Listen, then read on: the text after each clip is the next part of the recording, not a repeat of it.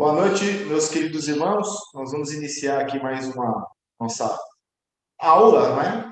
Hoje o nosso tema é sobre metafísica e ocasionalismo à luz das escrituras sagradas. E hoje o nosso convidado é o nosso querido irmão Yuri Skyn. Yuri Skyn. Yuri é russo, né? Skyn deve ser alemão. É alemão, É o Yuri é alemão. russo. É russo. O Schein é alemão. É Shine ou Skyn? Eles falam Sky, mas é Schein. É Shine, é Shine. É alemão, Schein. Eu sei que o E e o I tem som de A mesmo, né, no alemão. Isso. Meu irmão, seja bem-vindo. Seja bem-vindo aí a participar aí. Creio que o irmão tem muito para acrescentar aqui, né, a nós aqui da escola. É um prazer tê-lo conosco. Seja bem-vindo, meu amado irmão. Amém. Eu não sei se eu posso me apresentar, né? Isso, pode sim. Pode se apresentar. Então, pessoal, eu moro em Capão da Canoa, cidade litorânea aqui no Rio Grande do Sul. Minha profissão mesmo é corretor de imóveis. Fui seminarista durante muito tempo da Igreja Videira aqui em Capão da Canoa. Estudei teologia com eles, né? E depois parti para o campo de autodidata mesmo. Trabalho como corretor de imóveis, como eu disse, né? Tenho uma esposa, Vanessa, 2 filhos, né? O João Pedro e o Davi, o meu foco na teologia é sempre buscar, obviamente, eu creio que todo cristão, né? A glória de Deus em primeiro lugar e excelência, né? E também uma explicação, não só uma explicação, mas que a teologia tem um efeito pastoral na nossa vida, que realmente mude não só a nossa forma de pensar, mas também de agir. Que o Senhor possa nos agraciar cada vez mais com iluminação para que isso aconteça. Amém, amém. Os irmãos que estão vindo, eu só peço, irmãos, deixa o microfone desligado, que aí no final, né, depois das 4 perguntas, a gente abre para perguntas dos irmãos e para tirar dúvidas, amém? Então, é uma coisa que você falou muito interessante, né? Até muda um pouco o foco do que eu tinha apropriado aqui, com algo que você tocou aqui, você falou, a teologia ela tem que ser pastoral, né? E às vezes a pessoa pensa, muitas pessoas pensam, que a teologia é só a teologia pastoral, aconselhamento, né, um acompanhamento, ela pode ser assim nesse sentido de discipulado, 2 a 2, de você cuidar da vida de pessoas. Eu aqui no meu caso, que trabalho como pastor, cuido de igreja, eu procuro fazer isso, meu irmão, aplicar toda a teologia, e principalmente de hoje, a gente aprender junto a metafísica e o ocasionalismo e aplicá-los, fica muito mais fácil de você compreender os problemas das pessoas e a forma de você aplicar as escrituras sagradas para uma certa correção na vida desses irmãos. E eu queria fazer uma primeira pergunta, Yuri, para você. Qual a definição bíblica que o irmão tem de metafísica? O que é metafísica? Então, quando nós vamos à Escritura Sagrada, nós não temos, obviamente, essa palavra. Né? Essa palavra veio da filosofia grega. Mas nós temos a doutrina da criação, né? Que é a doutrina que ensina que Deus criou o mundo, e a doutrina da sustentação ou criacionismo contínuo, que o mundo e tudo que Deus criou continua recebendo de Deus a sua existência. Isso em Colossenses, né? Colossenses 1,17 e outros textos. Dentro dessa doutrina da criação e da criação contínua, existe, obviamente, uma providência, a doutrina da providência divina. E isso e essas doutrinas bíblicas, né, como da providência, criação, o criacionismo contínuo, ela acaba respondendo uma questão última da filosofia, que é a metafísica, né? Então, a Bíblia tem a sua própria linguagem para a metafísica. Ela não vai falar, que nem você querer encontrar a palavra ali, imputação, né? Ou você até encontra, vamos pegar assim, representante federal, representatividade federal. Não vai encontrar, ou trindade, né? Você não vai encontrar, mas você vai encontrar o conceito, né? E isso é o que você encontra na Bíblia. Então, você encontra o conceito de metafísica bíblica na doutrina da criação e na doutrina do criacionismo contínuo e providência. Então, aí você encontra a doutrina metafísica. E dentro da filosofia, o que seria então essa metafísica? Metafísica. Pode falar. Não, pode falar. Quem que deu os passos iniciais da metafísica? Na filosofia grega nós podemos ir lá Tales de Mileto, né? Quando ele contempla o céu, quando ele, né, entra na questão da própria física, de como o universo funciona, né, pela observação, então se faz pressuposições e se entra em opiniões, né, de como esse universo funciona. E então Tales de Mileto forma então a sua própria metafísica. Depois Heráclito, na filosofia grega, vai formar a metafísica dele, que ela é distinta um pouco da metafísica de Tales de Mileto, né? Onde Heráclito ele vai abordar uma metafísica baseada na ideia de um rio, né? Na ideia de mudança. Depois você vai ter os outros filósofos pré-socráticos ali, como Parmênides e Zenão de Eleia, né? Você vai ter uma metafísica mais rígida, uma metafísica mais permanente, né? Não mutável, ao contrário de Heráclito. E depois você tem também a ideia de como o universo funciona com Sócrates, Platão, etc. Para você entender, os conceitos dos filósofos gregos vieram da observação empírica. Então, para descobrir como o universo funciona, né, como ele funciona, eles partiam da experiência empírica, de como eles observavam as coisas acontecendo, então eles formavam, a partir da ciência, suas opiniões de como o que estava por trás desses fenômenos físicos, né? Então, é isso que a filosofia grega ela ensinava. Não sei se está ouvindo ainda, Edu. Não, estou ouvindo. Ok. Então, ela partia, né, da observação, todos eles, né, a não ser Platão, que Sócrates. Por quê?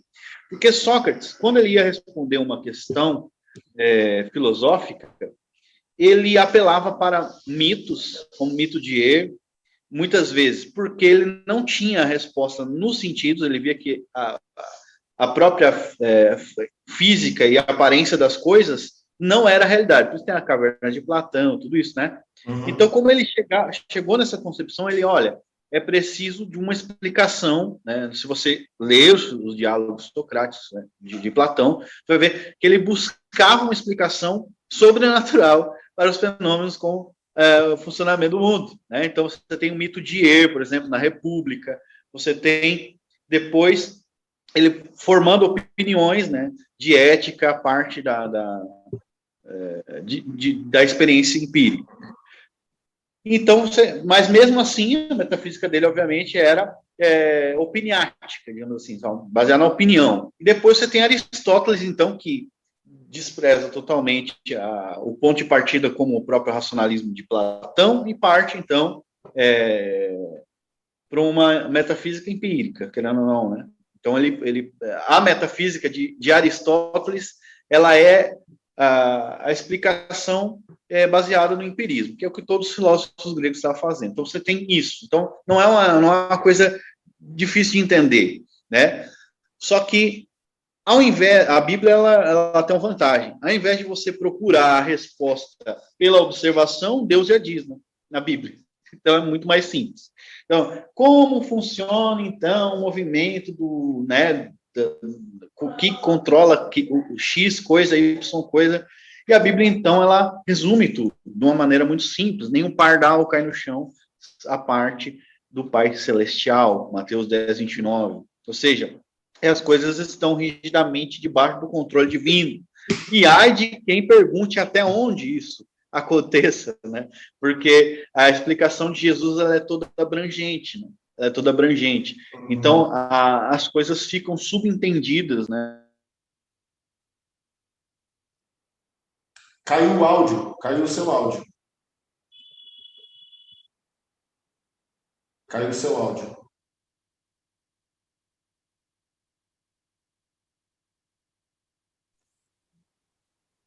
Tinha alguém me ligando aqui. É por isso que daí deu problema. Só falar aqui, irmão, só os irmãos que estão chegando aí, sejam bem-vindos.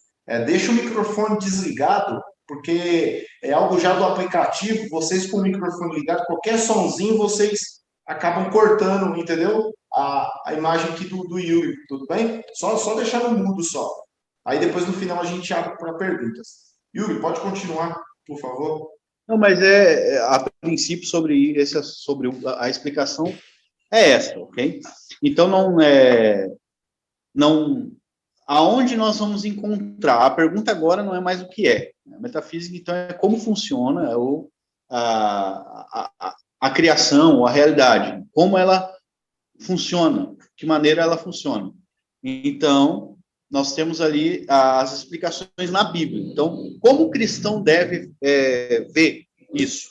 Ao invés de partir que nem o cego tateando, que são os filósofos gregos, né? Paulo vai dizer que como se fossem tateando, né? Procurando Deus lá como um cego no escuro. Né? Esse é um filósofo grego. Nós já partimos da revelação divina, daquilo que Deus diz como funciona. Em vez de ficar, a não ser que você goste de ficar filosofando sobre opiniões, né? E não creia mesmo no que a Bíblia diz. Então, na metafísica, no ocasionalismo, nós vamos direto à Escritura, vemos o que ela diz sobre o controle divino na criação, e então deduzimos daí a nossa doutrina de providência, de criação, criacionismo contínuo, que seria então a metafísica, ou o que os filósofos chamam de metafísica, entende? É só um termo, no caso, é como a Bíblia ensina. Mas é isso aí. Nós podemos chamar de metafísica cristã, deduzida isso. Das Escrituras. Porque as Escrituras é muito clara em dizer que Deus está por trás de todas as coisas, de todos os acontecimentos, né? Deus, ele... Apesar de muitas pessoas acreditam que Deus ele não está no controle, Deus ele não rege tudo, né? E ela não percebe que ela acaba caindo em algumas contradições e minando alguns atributos divinos, né? Lá em São Paulo, você falou assim, ou a gente... Vamos diretamente da revelação, deduzir esse controle criacionista, né? Através da criação, Deus cria e continua sustentando das Escrituras, ou como lá em São Paulo usam essa expressão. Se você gosta de ficar encher linguiça, né? Porque é aquele negócio repetitivo que não sai daquilo, né? Então, eu acredito que muitas pessoas elas têm medo de afirmar quem está no controle? Deus. Quem criou as coisas? Deus.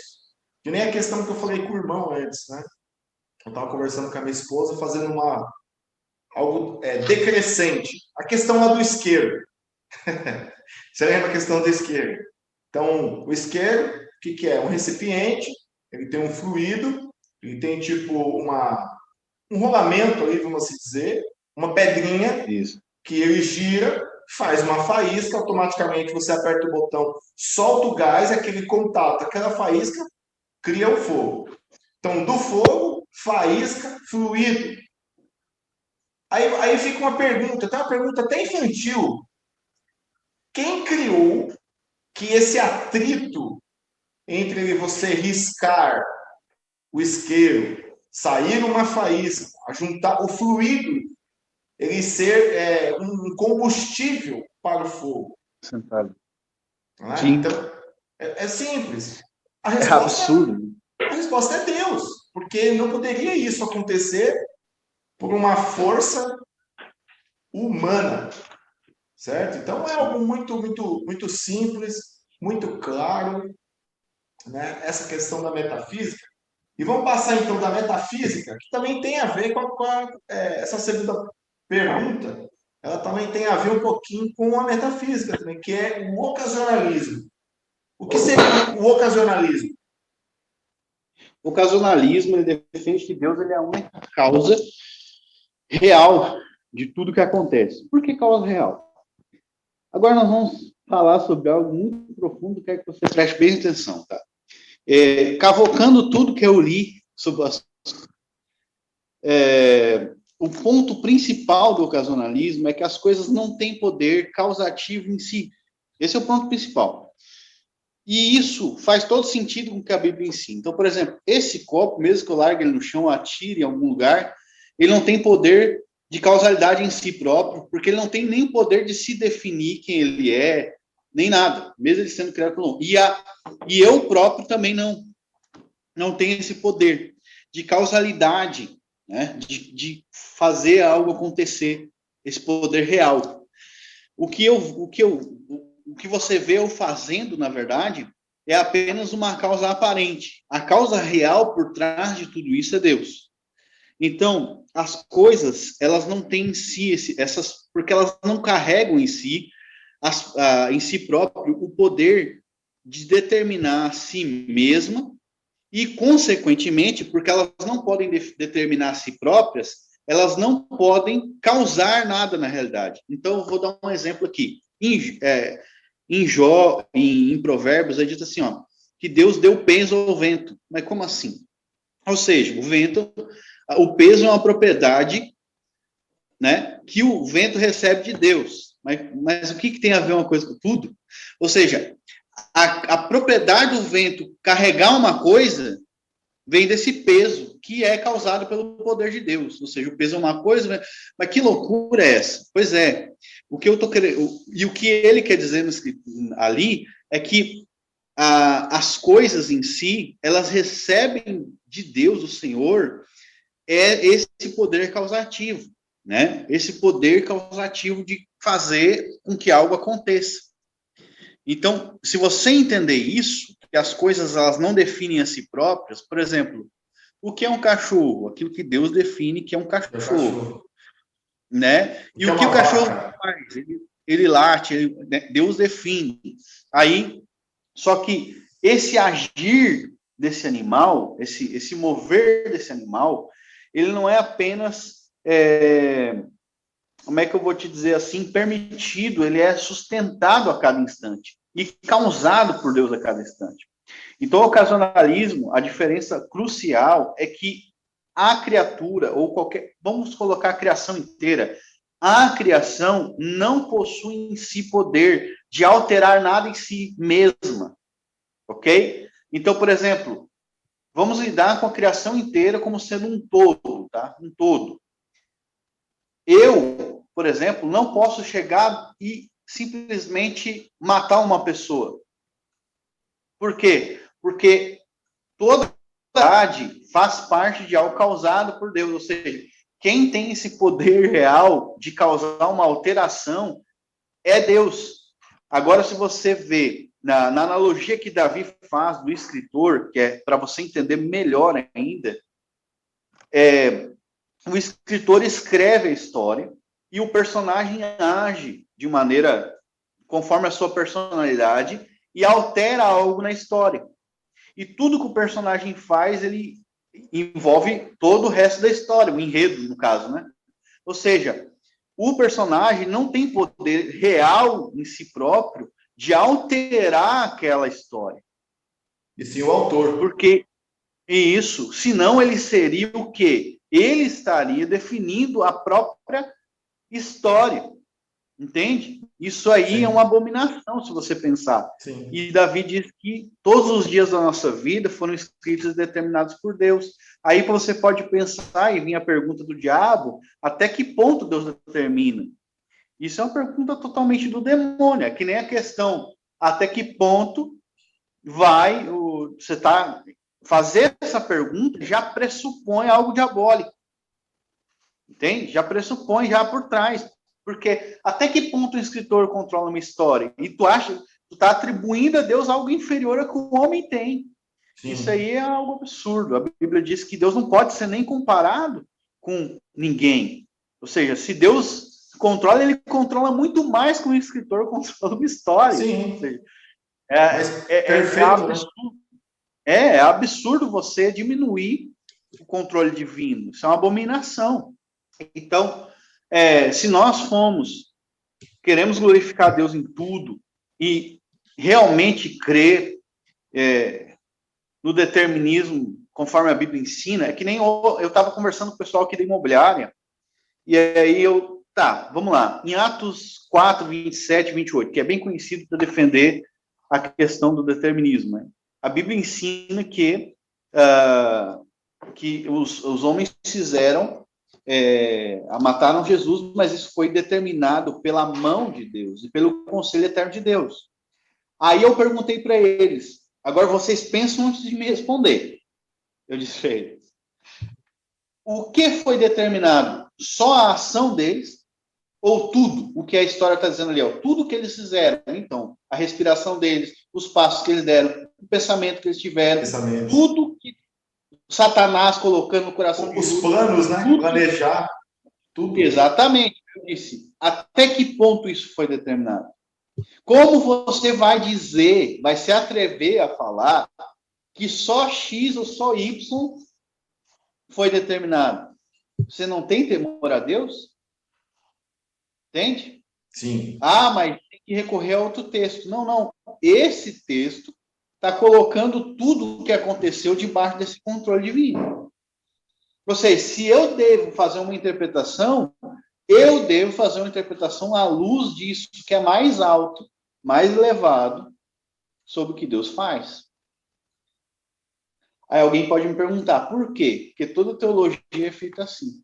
Toda teologia é feita assim, porque ela é a visão de Deus sobre as coisas. A visão de Deus sobre as coisas.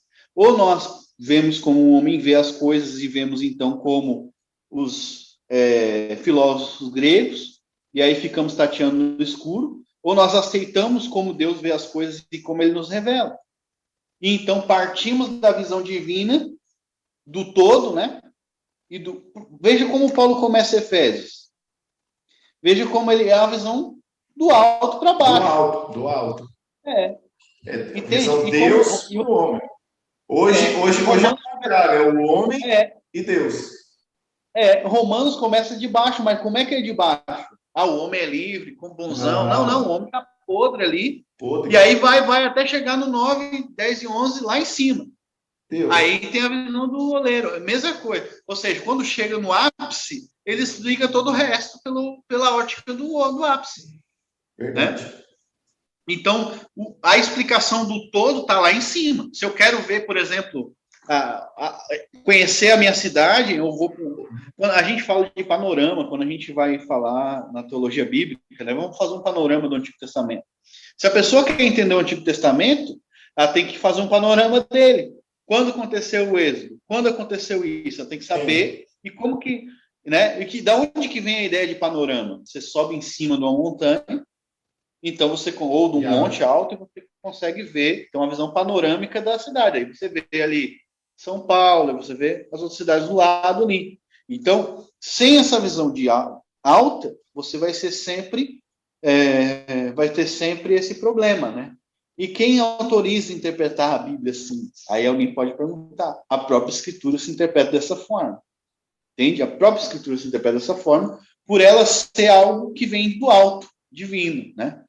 Então, você tem que entender que todo dom vem de Deus. Tudo que é bom vem de Deus. Né? Se você não tem essa ideia, você nem consegue, não tem o que fazer. Você ainda está engateando na fé.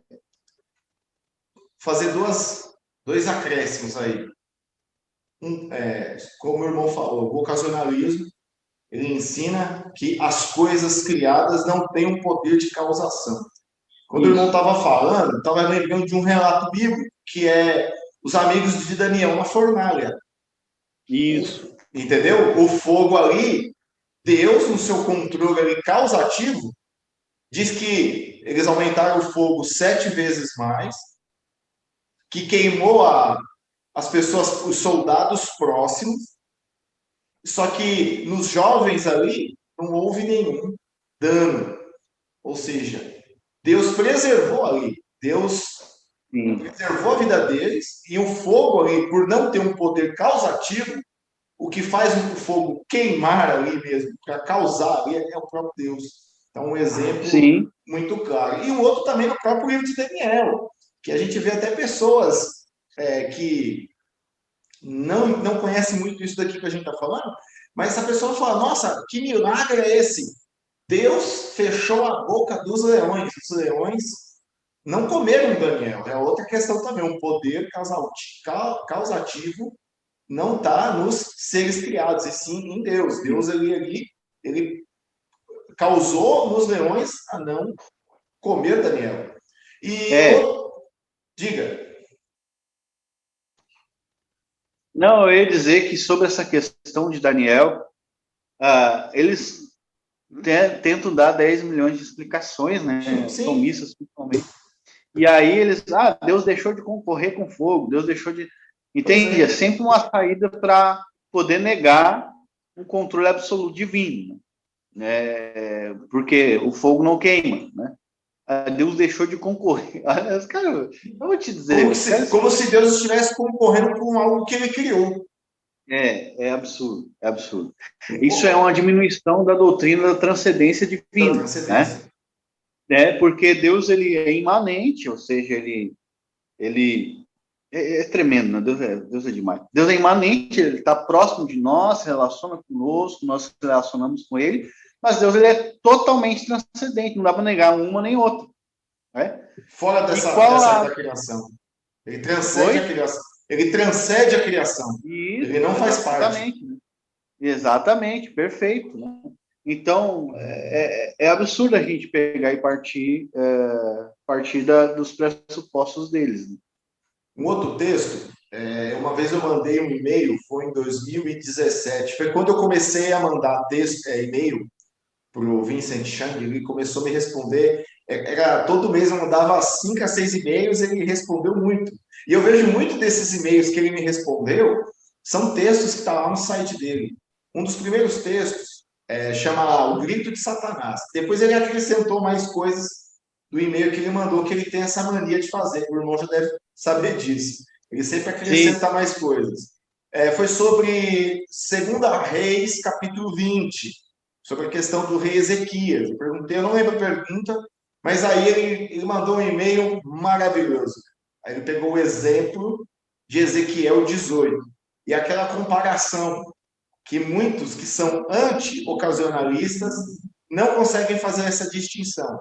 Metafísica e da ética. São coisas completamente opostas, mas uma responde à outra. E aí ele pega lá, que Deus fala para Jeremias, vai à casa do oleiro, e lá eu te falarei as palavras que eu quero te falar. Aí ele vai dar o exemplo do vaso e começa a falar uma questão do vaso quebrar, né? E comparar assim e dizer o seguinte, ó, tá vendo ali o oleiro e o vaso? Ali é vocês na minha mão.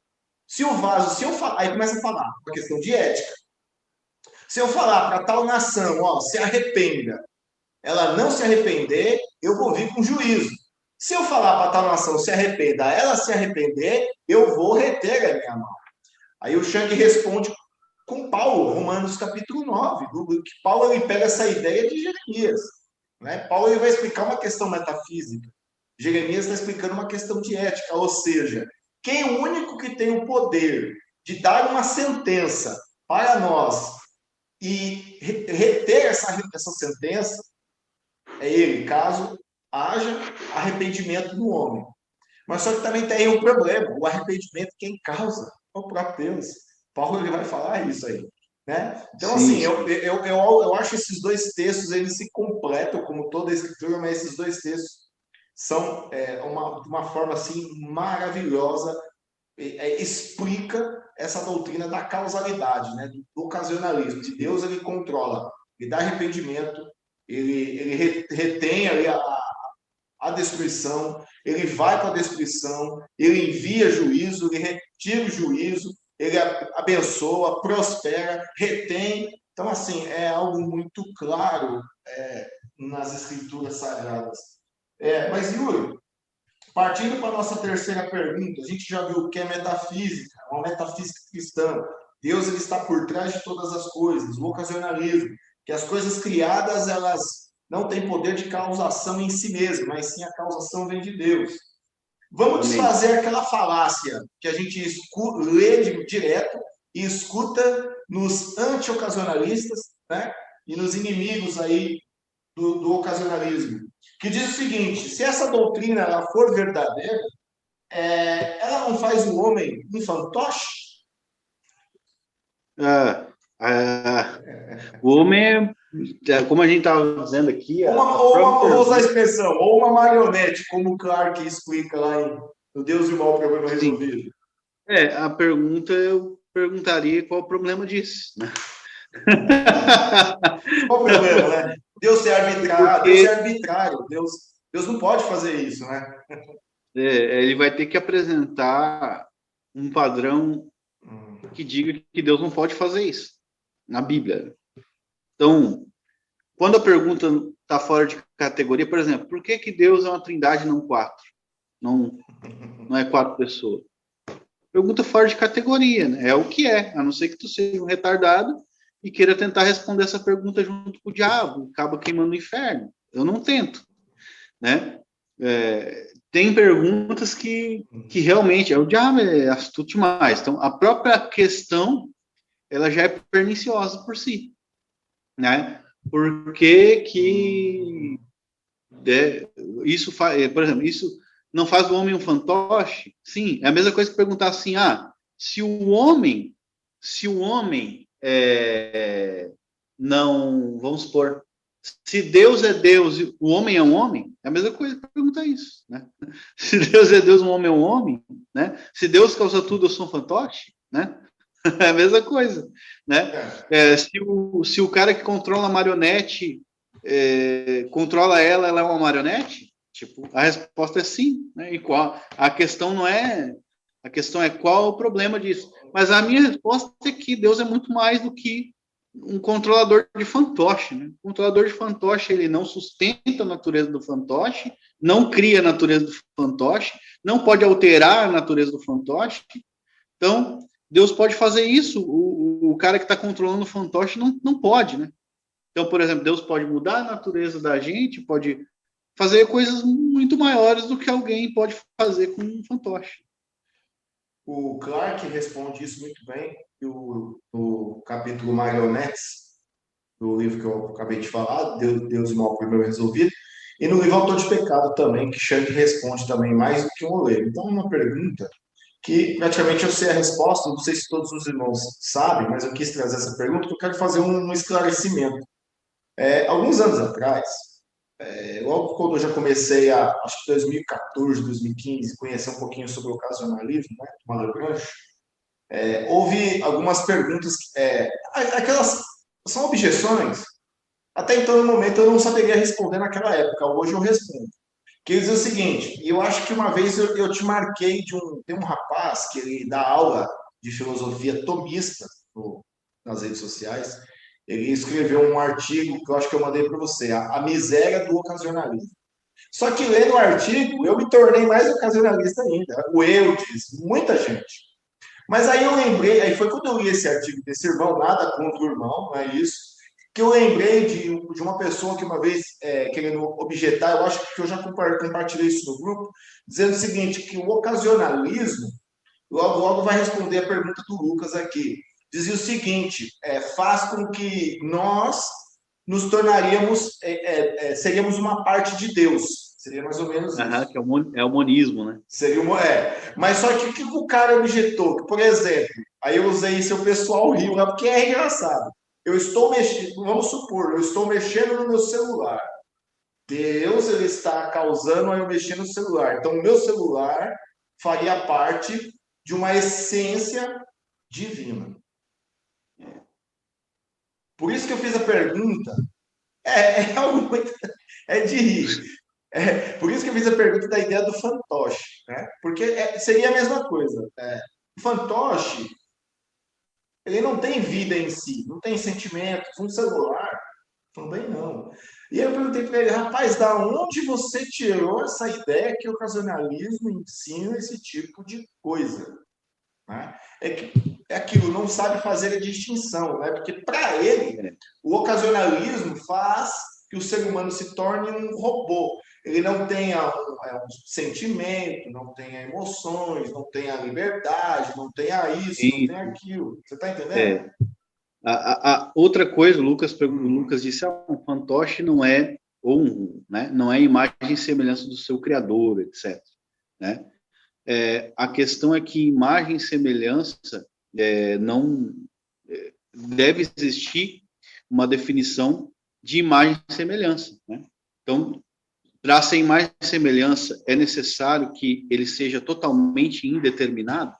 Ou seja, ser imagem e semelhança me torna onipotente? Não. Ser imagem e semelhança me torna onisciente? Não. Ou seja, uma categoria não tem nada a ver com a outra. Então, é outra falácia categórica. A primeira falácia, a falácia categórica em si, está em definir imagem e semelhança e definir liberdade. Por exemplo, Deus tem liberdade completa de agir, obviamente, ele age de maneira conforme si mesmo, né, consigo mesmo.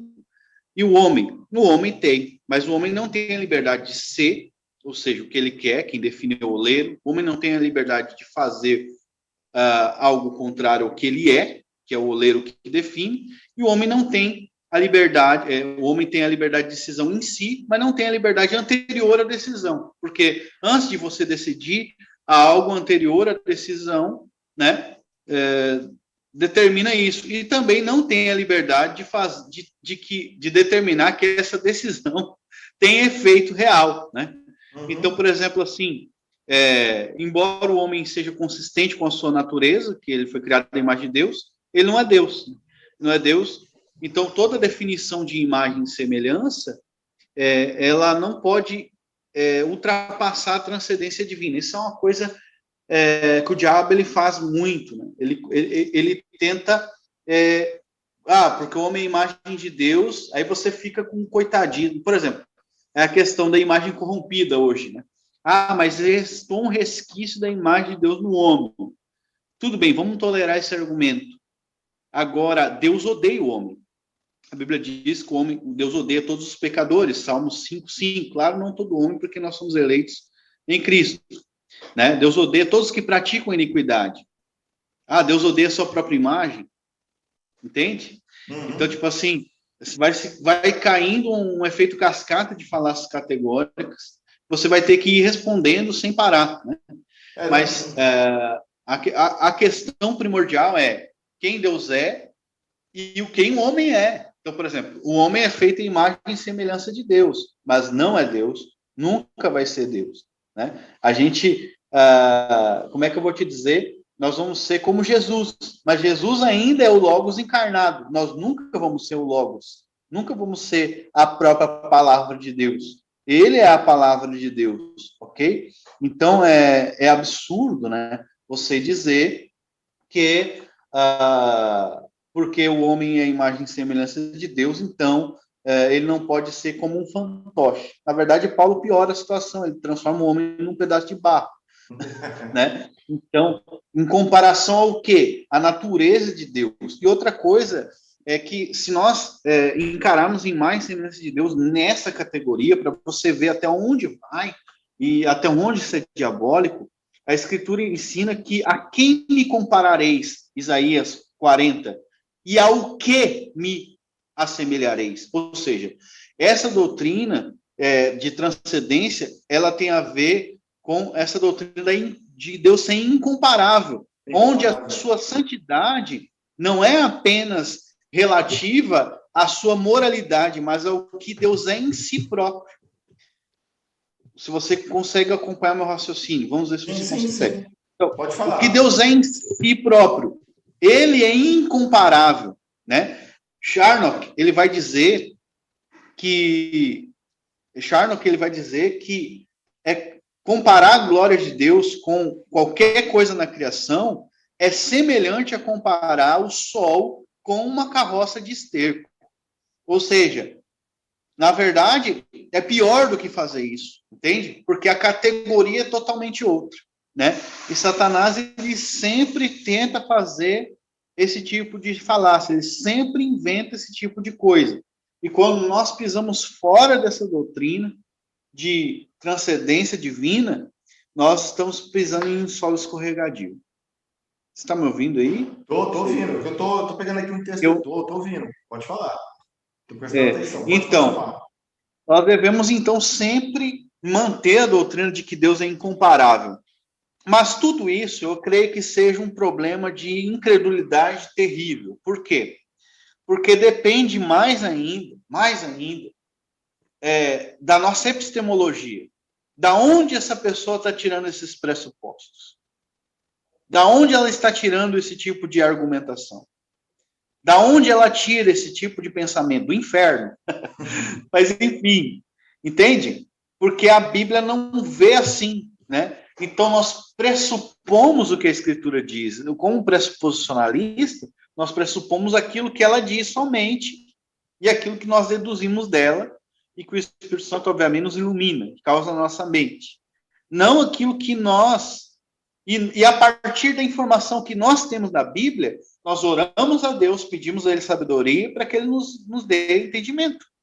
Nós não podemos pegar um pressuposto e atirar contra a Bíblia. Quem faz isso já está fazendo por pura rebelião, rebeldia à Escritura. Entende? Essa é a estratégia do diabo. Não é assim que Deus diz? Não é assim que Deus falou? Não é assim? Então, sempre trazendo uma objeção ou colocando a Escritura contra si próprio. Nós não podemos fazer isso. É como que você falou, né? Tudo é uma questão de epistemologia. Da onde ele está tirando, qual o ponto de partida que ele tira esse conhecimento para ele levantar esses tipos de objeções. O que eu percebo? A maioria das pessoas que se levantam esses tipos de objeções, a epistemologia deles é empirista. Então, é empirista através das sensações e tenta inculcar na Bíblia. A Bíblia é como se fosse um segundo padrão, né? Tentar pegar ali textos bíblicos ali picados para tentar colocar e chegar àquele ponto, né? Então, é uma questão bem de epistemologia. E quando o irmão citou aí o Salmo, o Isaías 40, eu estava abrindo aqui para dar uma olhada. Tá ouvindo, Yuri? Deu uma travada aqui. Sim, estou ouvindo. Só travou aqui a sua imagem. Interessante que Isaías, Deus revelando isso para ele, ele tenta comparar Deus, para a nossa mente limitada, com coisas que a gente conhece ali, né? E mesmo assim a gente vê, através dessas coisas criadas, que não tem comparação, mas ele procura tentar ali comparar, a gente vê como Deus é grande, como Deus tem um controle absoluto na sua criação. O livro de Isaías é um livro fantástico, né? Principalmente quando ele fala a respeito do Isaías 41, que ele diz que... Não, desculpe, acho que é Isaías 13, agora me fugiu a referência, quando fala da Assíria, que a Assíria era um martelo nas suas mãos, ou seja, não tinha... Isaías 10. Isaías 10. Ou seja, a Assíria, eles achavam que o poder estava neles, do seu exército. Sim. Mas Deus fala que não, eles eram apenas um martelo, e precisa de alguém. O martelo não tem poder em si mesmo. Olha que interessante, isso aí volta aqui o que o irmão falou antes. O martelo não tem o poder de causação, de destruir nada. Ele precisa de algo que coloque força nele. É a mesma questão de um machado. O machado, quando o corte em si, se você pegar um machado que o corte não está muito bom, apesar da força que você usar o machado para pegar na madeira, ela vai cortar. Não vai sair um corte perfeito, mas ele corta. Ele vai bater com a força e vai rachar ali o tronco. Ou seja, tudo o que esse efeito precisa de algo atrás, né? Uma questão de metafísica, que tem um causador ali através do machado, que no caso ali era a Síria, para destruir as nações, para invadir Israel. Amém, meus irmãos? Exatamente. Agora a última. depois a gente parte para as perguntas. Então, Como é que tá aí? Porque aqui desapareceu a imagem aqui, mas você está travando a sua imagem aqui, só estou saindo a sua voz só. não sei se eu saio ou entro de novo. É um tipo de liberdade? A relativa. Por quê? Porque tem a ver com, por exemplo, eu posso agir de acordo com a minha natureza, e a minha natureza humana, ela permite eu escolher coisas, decidir, né, na vida, etc. Agora, é evidente que essa minha natureza humana, ela não é indeterminada, né? Ela é determinada por Deus, tanto a natureza quanto o que eu faço. Então, e às vezes nem das circunstâncias e das situações intempéries eu sou livre, né? Por exemplo, eu ainda, infelizmente, não sou livre do pecado que habita em mim. Eu tenho em Cristo uma liberdade e poder para vencer ele, né? Mas ainda assim eu peco, infelizmente, né? Não sou livre de pecar. Eu gostaria, irmãos, não posso. Então existem, né? Relativo a alguma coisa, nós, né? Somos livres, mas não em relação a Deus, nunca. Não tem Né? como. Então nesse sentido não existe, né? O Chang explica algo interessante. Liberdade no sentido, existe liberdade no sentido relacional entre eu e você. Exatamente, Por exemplo, se você não exatamente. quisesse fazer a live hoje, seria livre, nesse sentido. Isso, Eu, isso, es- eu isso. explico aqui na igreja, que a pessoa vai falar o seguinte, porque você fala, nossa, não existe, você não é livre, meu irmão. Ninguém é livre de Deus. Seja crente, cristão ou não cristão, ninguém é livre de Deus. Todos um dia vão, estar perante Deus no dia do juízo, no grande tribunal. Você não tem como. Ah, mas eu tenho liberdade. As pessoas confundem a escolha com a ideia do livre-arbítrio, né? E aí eu peguei e Uhum. falei o seguinte, ó, a liberdade, as escolhas que nós temos, elas sempre, como você falou, são relativas e condicionais. Condicionais em que sentido? Aí eu pego o exemplo, domingo. Domingo na escola dominical, você acorda 8 horas. Aí você faz uma escolha, ou você vai para a igreja, ou você fica dormindo até meio-dia. Há uma condição ali. Você está escravo àquilo ali. Porque se Isso. você não tivesse essa determinação, eu estou falando de coisas inanimadas, relativas. Mesmo se existisse livre-arbítrio, isso aí não seria livre. Teria uma causação. Teria algo que causa a sua escolha. E eu gosto muito do exemplo, que é conhecido entre nós, da Confissão de Westminster, no capítulo 3. Apesar de ele usar uma linguagem de causas secundárias, até nas aulas que eu dou lá no curso do Clark, eu falo. O que acontece, Yuri? As pessoas pegam a causa secundária como se a causa secundária fosse a primeira. A minha Uhum. escolha, não é? Eu já vi isso em vários debates. Eu já vi nos debates É absurdo. que você já fez com alguns irmãos, eles valorizam a causa secundária como se ela fosse a primeira, ela fosse algo inicial. E não. O nome já diz, causa secundária. Ela só existe porque existe uma causa primeira, que é o decreto eterno de Deus. Essa escolha que você faz, na verdade, ela não é fora de Deus, ela está debaixo desse decreto. Então, para existir causa secundária, há necessidade de ter uma causa primeira. Então, eu vejo o seguinte: não quer voltar para o primeiro ponto, quer partir dali, é aquela questão, né? Deus causa X para você fazer X. Isso, Aí a pessoa fala: isso. não, Deus causa X para mim fazer X, mas eu, que sou a causa secundária, eu faço Y, W, A, B, É o porque valoriza, causalismo. porque valoriza demais a causa secundária, né? A causa secundária ela só existe por causa da causa primária. Então eu explico isso muito aqui na igreja, que você não é livre de Deus. Suas escolhas, elas não são livres, elas são condicionadas a algo. Pronto, acabou. Sim, Então, nesse sentido, sim, existe liberdade relativa, relacional. Mas sim. ninguém é livre de Deus. Por mais que o homem queira ser livre de Deus, Ninguém é livre Não, de Deus. a explicação é essa, né? Não tem Como? Não tem como. não existe outra forma. Aí a questão que se levanta disso é da responsabilidade, né? Só que eles nunca pensam em responder sem a liberdade. Sem a Eles liberdade. pressupõem a liberdade para responder a responsabilidade. Sim. E essa é mais uma questão de falácia categórica, que a gente está falando ali.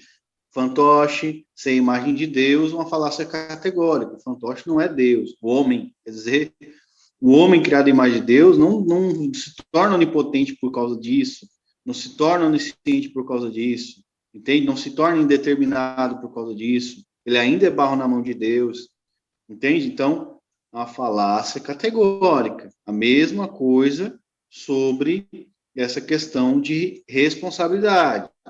A Bíblia ensina que a responsabilidade depende da liberdade? Não ensina. A Bíblia ensina como é responsável porque Deus disse para ele fazer e não fez. Responsabilidade então, pressupõe soberania divina. Isso, o dever que a pessoa tem, né? Nada mais que isso. E o conhecimento, Jesus ensina que quem muito sabe, muito é cobrado por isso. Muito é cobrado. Então, o conhecimento também pressupõe responsabilidade. Você não tem... Por exemplo, vamos pegar um cara que nunca ouviu falar sobre Trindade, tá?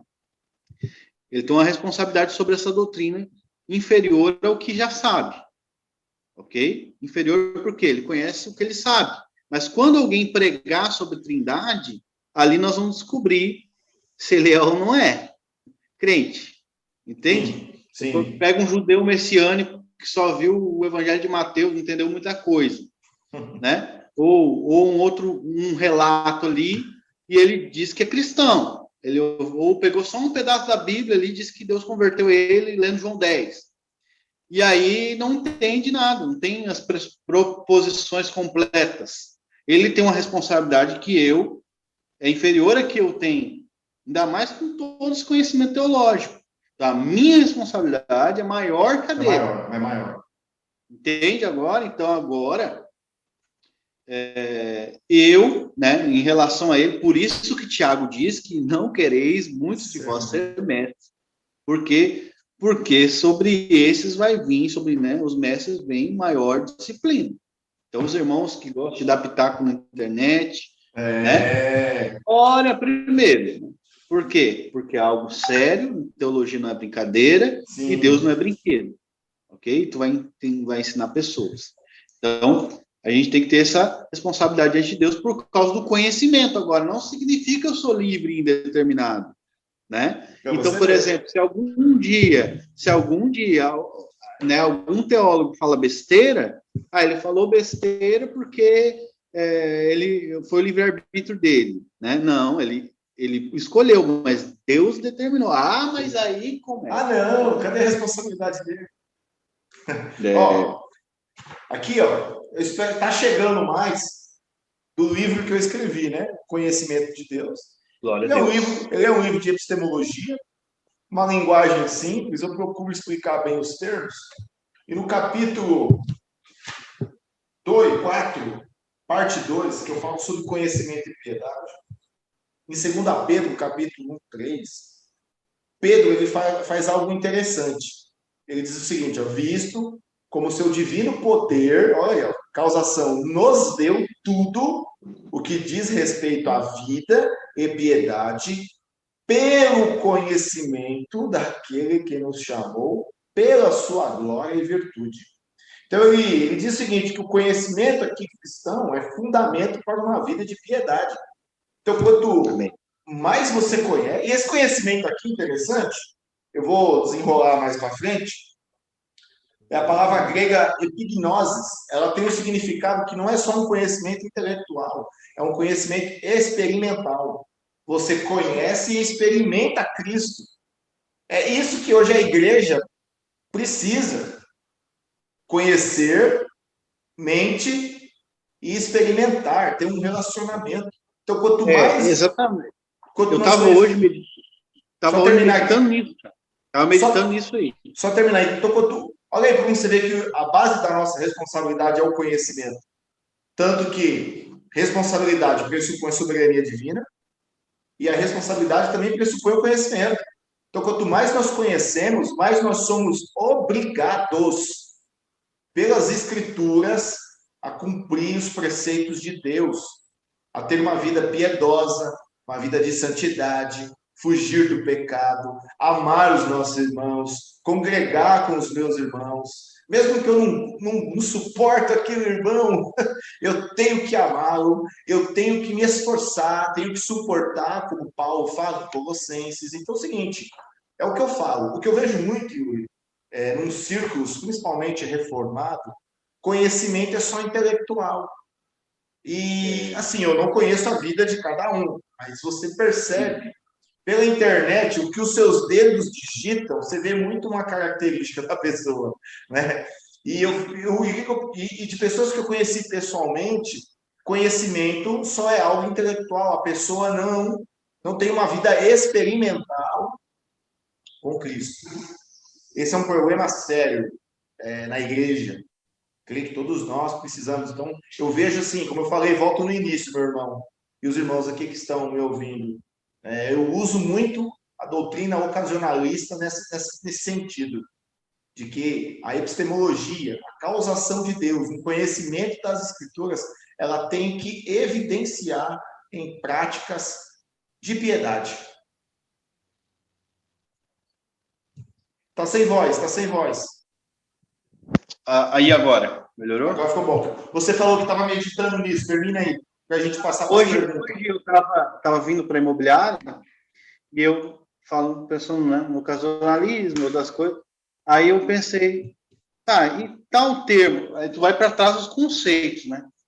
Por exemplo, provar um conceito é Deus que ensina o conceito. Aí o ocasionalismo, às vezes, ele é a priori até, às vezes, a própria experiência de ter uma revelação, porque tu precisa do conceito por trás daquele termo, né?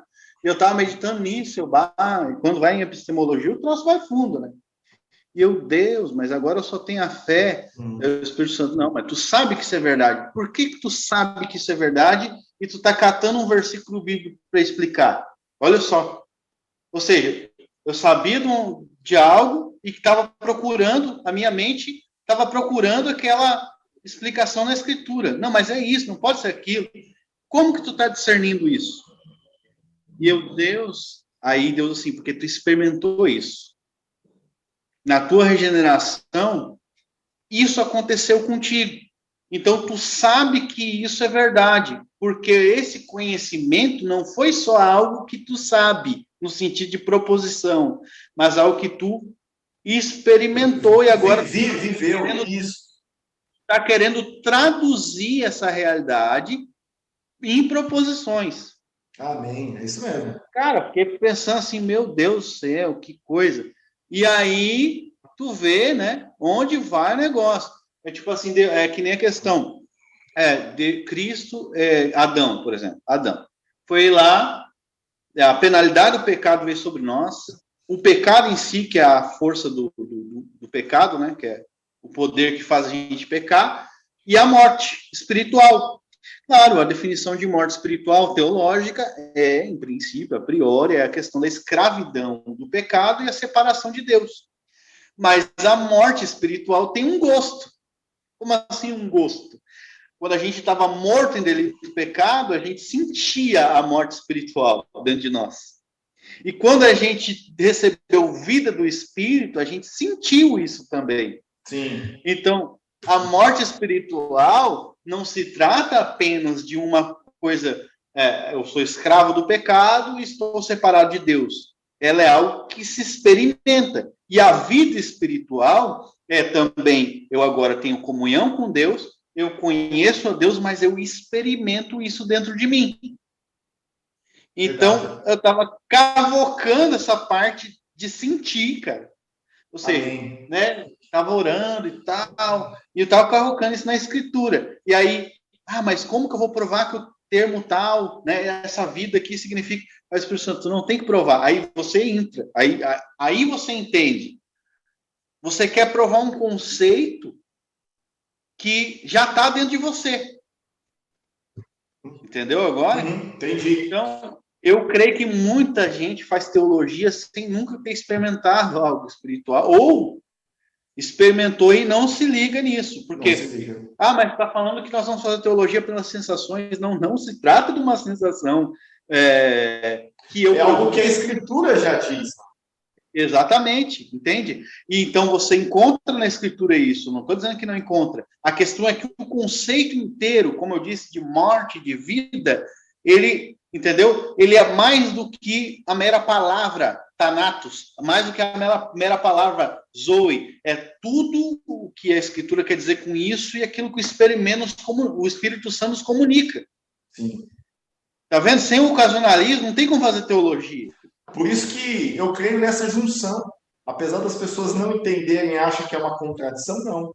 Você ser um escrituralista, no sentido do termo que nós cremos, e você ser carismático, porque essas experiências são os carismas de Deus, que Deus, no meio de sua graça, manifesta aos seus filhos. É onde nós experimentamos, é o que eu falo, não é sensação. Isso acontece porque a Bíblia diz, você experimenta, né? Você experimenta Cristo, você vive com Cristo. Deixa eu fazer uma última pergunta, já vou passar para os irmãos.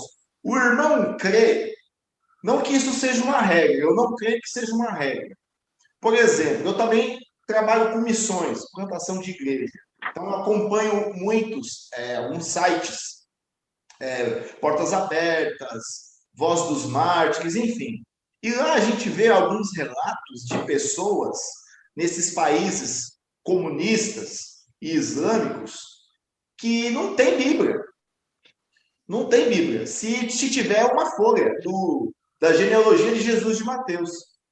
Mesmo assim, há relatos de pessoas que são convertidas. Ela tem uma experiência, ela experimenta. Cristo se revela a ela de uma forma que ela se converte a Cristo, ela procura um local, né? Ela sem Bíblia, ela tem uma experiência. Vou pegar um exemplo aqui. Um relato, um cara, ele era um soldado islâmico, ele foi para matar uma aldeia na Nigéria, acho que foi, e aí ele viu algumas pessoas correndo, ele apontou o fuzil, quando ele foi apertar, ele disse que o dedo dele travou e apareceu um ser na frente dele, né? E ele teve uma experiência, ele se caiu de joelhos ali, ele entendeu na sua mente que aquele ser ali era o Jesus dos cristãos.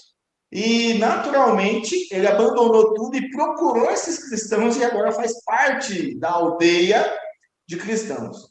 Volto a dizer, os irmãos que estão nos ouvindo, eu creio que não é uma regra. Mas o irmão crê que isso é uma causação divina? Uma epistemologia? A pessoa tem um conhecimento pelo Espírito? Claro, com certeza. Eu vou te dizer, quer ver, quando a gente fala de coisas extraordinárias, né, as pessoas são muito céticas. A tendência sobre sobrenatural, né? Isso. Mas eu vou te dizer, cara, eu tô cada vez mais querendo o sobrenatural para mim. Né?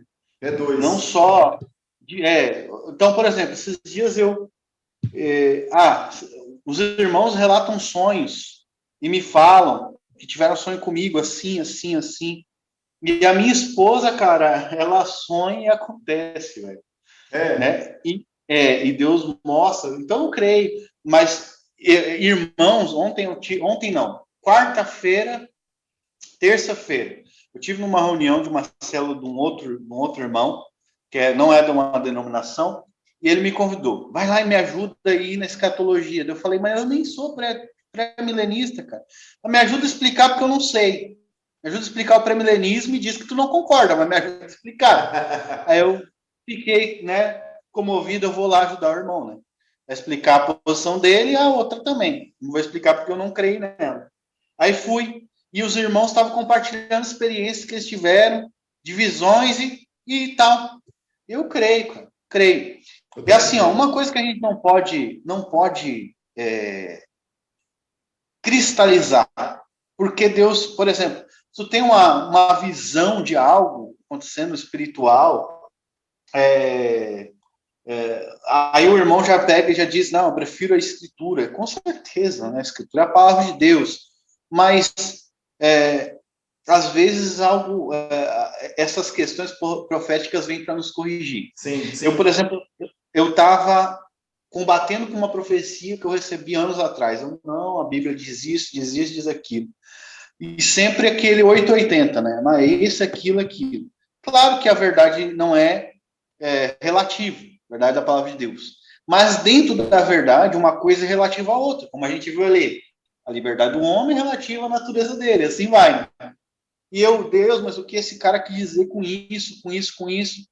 E aí o Espírito Santo falou comigo, ó, tu tá estudando teologia demais e tá orando pouco. É isso que ele quis dizer. Ou seja, ele não deu um absoluto ali. Ele deu uma profecia que eu recebi. Entendeu? Agora, eu poderia simplesmente, não, esse cara é um herege, um filho do diabo, e seguir minha vida. Mas, se eu tenho temor a Deus, eu vou considerar aquilo que o cara falou. Vamos lá, contradiz a Bíblia? É isso. Tá, se não quer dizer isso, mas mesmo assim, vamos considerar que foi a palavra de Deus. Se não quer dizer exatamente isso, quer dizer outra coisa. Então, que outra coisa quer dizer? Ah, quer dizer que eu estou exagerando nisso, quer dizer que eu sou... Entende? Então, não adianta. Quem é espiritual discerne as coisas espiritualmente. Não tem explicação. Quem é espiritual discerne espiritualmente. Então, tinha uma visão, por exemplo. A visão, vamos supor aqui, meu irmão teve várias visões de estar se perdendo e ir para o inferno. Né? Sim. Eu creio que ele nasceu de novo. Mas Deus está usando isso usa isso para ele se arrepender. Sim, sim. Aí, mas a teologia ensina que uma vez salvo é isso, uma vez salvo, sempre salvo, mas e os meios que Deus usa para te preservar? Sim. Né? Os meios que Deus usa para te não virar, né, um idiota, um tolo, né? Então, muitas vezes, então, se a pessoa tem um temor a Deus, ela considera, analisa espiritualmente, né? E não, eu vou a prudência. Né? É a prudência. Outra coisa que eu até queria adicionar aqui, estava meditando na questão da edificação da casa de Deus. Paulo fala em 1 Coríntios, capítulo 13, eu meditei nisso, acho que um mês inteiro, cara.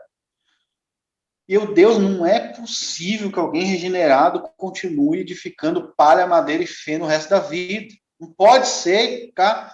Aí teve várias explicações e tal, e deu o Espírito Santo para mim parar. Ele está falando sobre revelação divina, né? O Espírito Santo para mim assim, ó, é problema teu? Bem assim.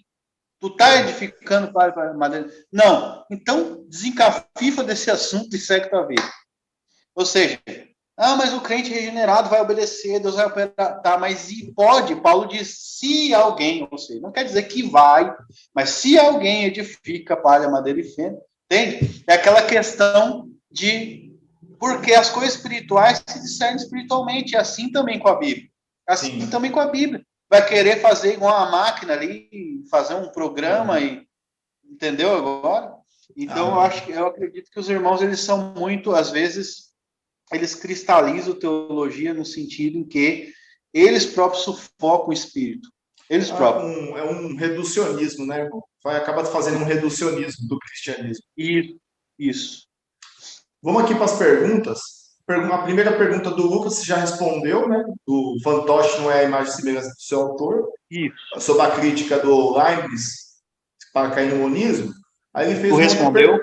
Respondemos. Aí ele perguntou assim, como o ocasionalismo enxerga a ética, dado que o conhecimento acerca do outro é sempre opinião? Eu responderia o seguinte, como que nós sabemos que o conhecimento de uma outra pessoa ela é uma opinião? O Crampton ele faz uma distinção entre opinião e conhecimento. Então, eu acredito que o que vai definir o que é um conhecimento verdadeiro, justificado de uma opinião, é a própria palavra de Deus. Então, acredito que o ocasionalismo ele não encontra uma objeção nessa questão. Então, enxergo a ética dessa forma, que o que vai definir a ética é a Bíblia. Né? O que vai definir um conhecimento verdadeiro justificado é a Bíblia. E ela, definindo essa questão, a gente descobre que a outra pessoa é apenas uma mera opinião, né? Às vezes a opinião, suas proposições, elas elas se contradizem, né, Rio? Ela sempre vai violar a lei da não contradição, vai comentar falácias, enfim. Mais ou menos. Eu vou te dizer. Eu responderia assim, e o irmão? Quando a gente está falando já exatamente sobre isso. Quando a gente fala de lei da não contradição, ela é universal, não podemos negar. A Escritura não se contradiz. Mas você tem que entender que nós não estamos trabalhando dentro de tico e teco. Ou seja, não tem só duas proposições. Tem um monte de proposições dentro da Escritura e toda ela tem que fazer sentido. Então, não adianta pegar a lei da não contradição como ela sendo o ponto de partida que não vai funcionar, ou quase um ponto de partida. Sim, tá? Você tem que pegar e entender. Por exemplo, o conceito, às vezes, é de relacionamento. E a linguagem, às vezes, na Bíblia é alegórica, né? Então, tudo isso você tem que examinar para poder fazer o teu julgamento. Né? Sobre a questão da opinião de uma a outra pessoa. A Escritura, pelo próprio ocasionalismo, né, eu posso chegar nessa conclusão. Alguns autores, eles não têm, eles têm dificuldade por eles trabalhar com uma linguagem filosófica mais rebuscada, assim, e querem dar a explicação, mas se você crê que Deus realmente causa todo conhecimento, então, qualquer conhecimento que um homem tenha, qualquer um, isso aqui é uma goiabada, é Deus que causa. Entende? Então, que assim, quando se lida com apologética, eu posso demonstrar que o cara não pode justificar o conhecimento. Mas essa minha demonstração de que ele não pode justificar o conhecimento não é a mesma coisa de que eu dizer que ele não sabe nada. Porque eu não posso dizer que ele não sabe. Ele não pode justificar. Mas Deus, ele causa o conhecimento em todo homem. Todo homem. Todo homem. Senão o homem seria um retardado. Entende? Então, você tem que distinguir isso. Na apologética, eu faço essa questão, vou levantar essa objeção. Agora, eu não vivo a minha vida pensando assim. Tá louco? Tá louco, né? E nem atiro para a pessoa sempre que ela não pode justificar aquilo. Senão eu vou derrubar a pessoa e levar a demência. Então, eu tenho que ser misericordioso. Como é que eu vou pegar? Entendeu agora? Entendi. Então, a pessoa, esse é o problema de ir até o fundo apologético. Então, uma vez que a questão do René Descartes, o demônio de Descartes, a Matrix e tal, e o cara fica nessa filosofia aí e não vive a vida dele, não tem relacionamento com ninguém. Por quê? Porque ele fica só na dedução lógica, e vai da dedução lógica e tal, mas o relacionamento dele com as pessoas é justamente essa falha de querer aplicar a apologética sem ter esse discernimento. Não. Existe o conhecimento que Deus causa no homem, eu estou me relacionando com uma pessoa que Deus criou. Ele pode ser um ímpio, ele pode ser eu não sei se é réprobo ou não, e Jesus disse para mim ser misericordioso com ele. Entendeu agora? Não vou pegar, eu vou ficar, como que eu justifico essa pessoa? Não, cara, dá um tempo, pelo amor de Deus, não vai ficar louco. Verdade. Amém. Alguns irmãos aí têm mais algumas perguntas? Alguém quer fazer alguma pergunta?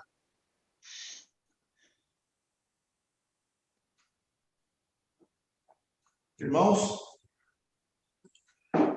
Bruno, André, Tiago, Lucivaldo, Sérgio e aqui balcão virtual. Alguém quer fazer alguma pergunta? Um de cada vez.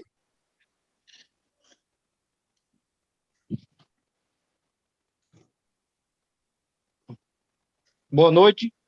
Boa noite. Meu nome é William, eu sou aqui de Maceió, estou acompanhando essa live aí, muito boa. Amém. Seja bem-vindo, William. Tenho aprendido bastante. Mas eu tenho algumas questões aí a ser dirimidas, algumas dúvidas. Pelo que foi falado e pelo que foi colocado aí, Deus é a causa última de todas as coisas. Perfeito? E Deus também é a causa última de um câncer, do mal, do câncer. Estou colocando o câncer aqui só para que eu veja a proporção. Deus é a causa última do câncer. Mas como é que a Escritura, ou como é que a Bíblia, ou como é que Deus quer que eu veja esse mal, esse câncer, né? Como é que a Bíblia quer que eu olhe para ela? Como é que Deus quer que eu olhe para o câncer? Né? Já que ele é a causa última de todas as coisas. Essa é a minha indagação, essa é a minha colocação. Eu acho que aí a gente, vamos dizer assim, cria muito debate em torno disso, porque a gente olha para o mal, olha para um câncer, por exemplo, e como se Deus é a causa última de todas as coisas, então o câncer tem que ficar lá, alguma coisa do tipo, ou senão, como é que a gente vai olhar para o câncer? Como é que a gente vai tratar essa questão? Essa é a minha... Amém. Entendi. Amém. Yuri, responde aí primeiro. Boa questão. Assim, quando o cego de nascença aparece lá em João 9, eles perguntam, mestre, quem pecou, o pai dele, a mãe dele, para ele ser assim? Eles queriam uma explicação ética, né? Mas Jesus dá uma explicação teleológica. Ou seja, por quê? Jesus diz, nem o pai, nem a mãe, nem ninguém pecou. Ou seja, não teve um pecado que causou isso. Não foi por causa, mas para que nele se manifestasse a glória de Deus. E Jesus foi lá e curou ele. Então, o que acontece? Nós devemos ver que tudo porque dele, por meio dele, para ele, são todas as coisas a ele, pois a glória eternamente. Amém. Mas como Deus quer manifestar a sua glória? Por exemplo, numa doença, na vida de um cristão ou um não cristão. A Escritura diz que nós devemos orar pelos enfermos, curar os enfermos. Então, a nossa responsabilidade é essa. Então, mesmo Deus sendo a causa última de todas as coisas, tudo vai ser para a glória dele. Vamos supor, a pessoa está sofrendo com câncer, e o pastor se recusa a orar pela cura do câncer porque crê que a vontade decretiva de Deus é que a pessoa morra de câncer, ok? Tá bom, ele não ora pela pessoa. E a pessoa morre de câncer. Ela queria uma oração, aceitaria uma oração. Mas o pastor ensinou para ela que o câncer era a vontade decretiva de Deus e ela morreu de câncer. Era a vontade decretiva de Deus. Era. Tá, e onde é que está a glória de Deus nisso? Bom, a glória de Deus nisso está em pegar esse pastor depois, que ensinou isso, e manifestar a sua ira em cima dele. Né? Então, olha que glória. Né? Glória a Deus. Entende? A vontade. E essa pessoa, claro, depois, aí Deus com essa pessoa, o relacionamento dela, o conhecimento que ela tinha da Bíblia, né? Vai ser, ou ela vai ser responsabilizada, ou esse pastor, né? Nesse caso, que não deu essa informação para ela, que Deus queria que ela orasse por cura e fosse curada. Se nós vemos assim, nós podemos ver assim? Podemos, porque nós vamos lidar agora com a doença como se fosse o próprio pecado. Né? A doença é resultado do pecado também.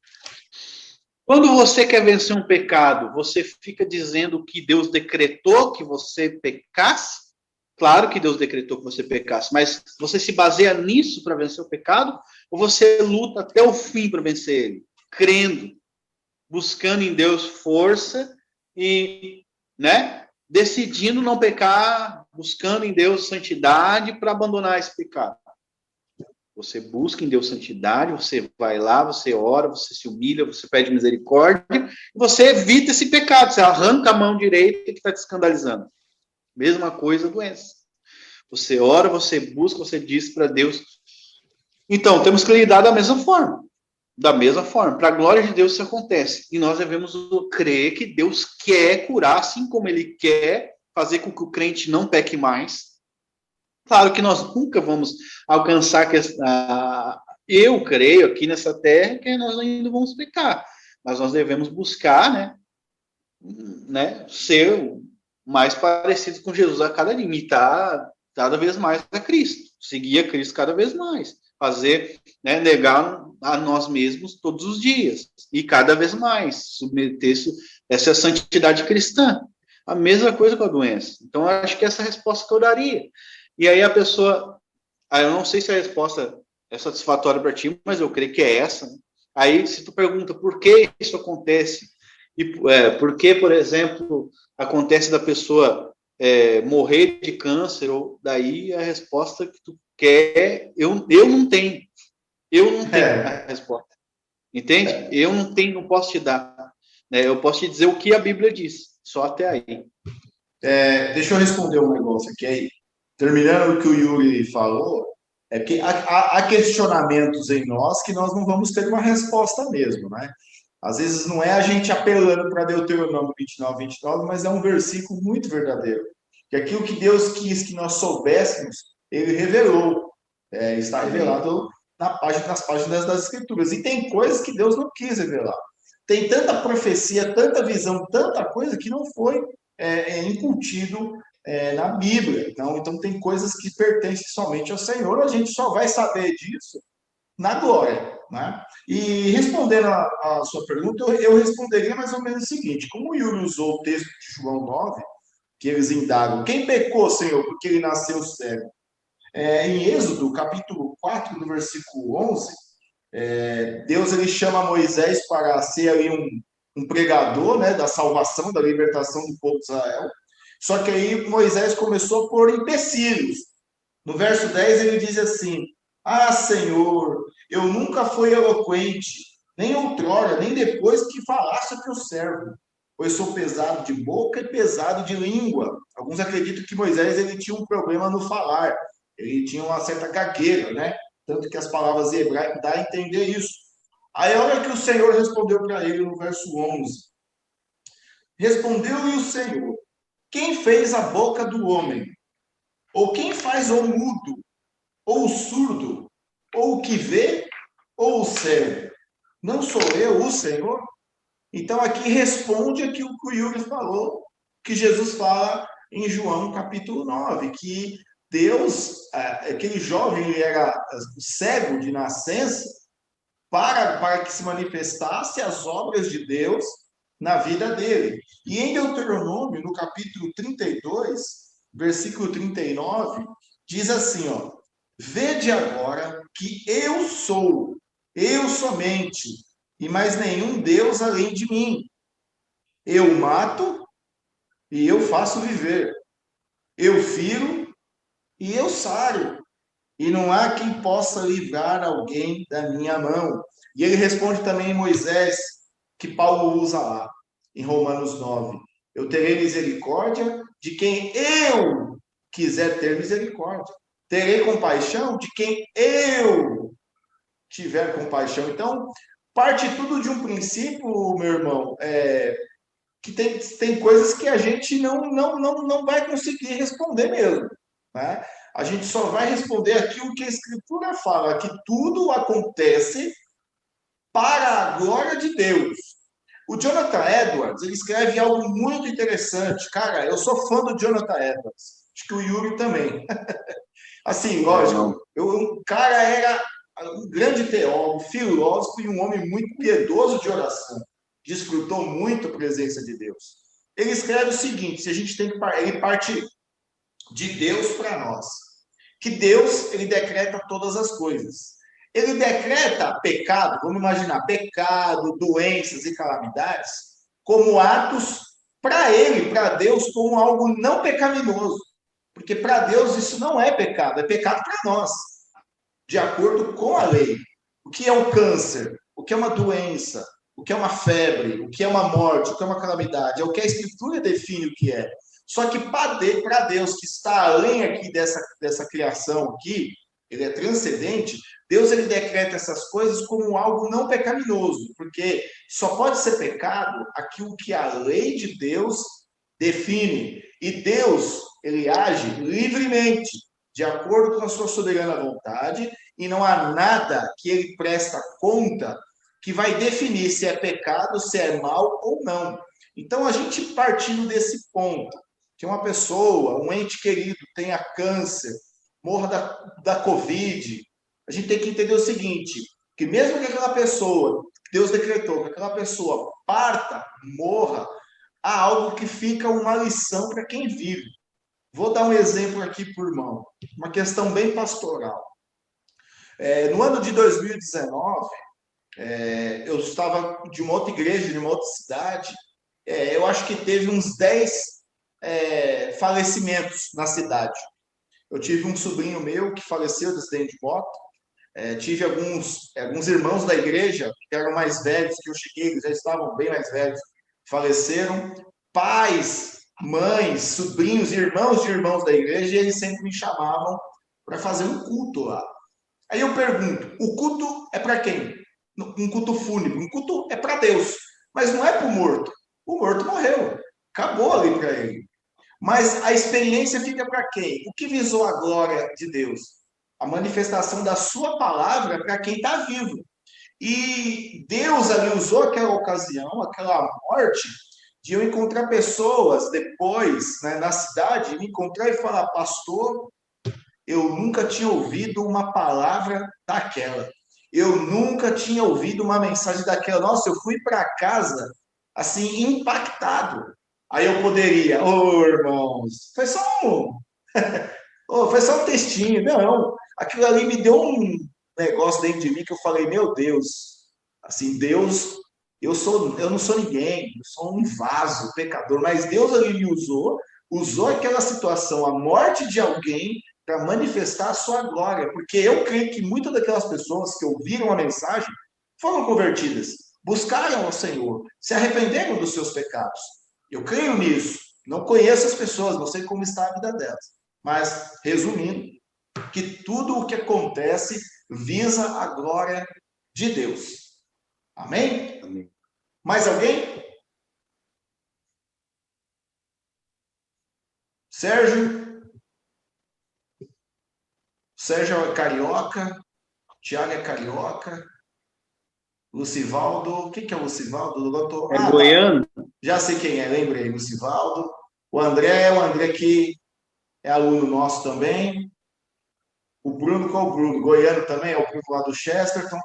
Ninguém tem mais pergunta, irmãos? Então nós vamos encerrar, tá bom? Dou-lhe uma, dou-lhe duas, dou-lhe três.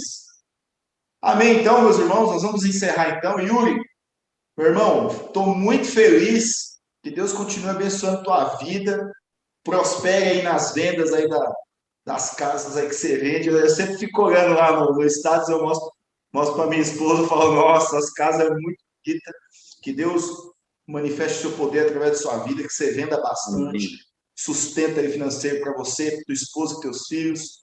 Quero agradecer cada irmão aqui também que ficou aqui conosco, aprendeu aqui também um pouquinho sobre metafísica. Deus abençoe cada um de vocês, meus amados irmãos. O vídeo vai ficar gravado, eu vou editar ele e amanhã eu posto lá na página do IBTEC. Amém, meus irmãos? A todos, então, a graça e a paz do Senhor Jesus e um ótimo final de semana para todos. Um abraço, Yuri. Um abraço, meu querido. Amém, até mais.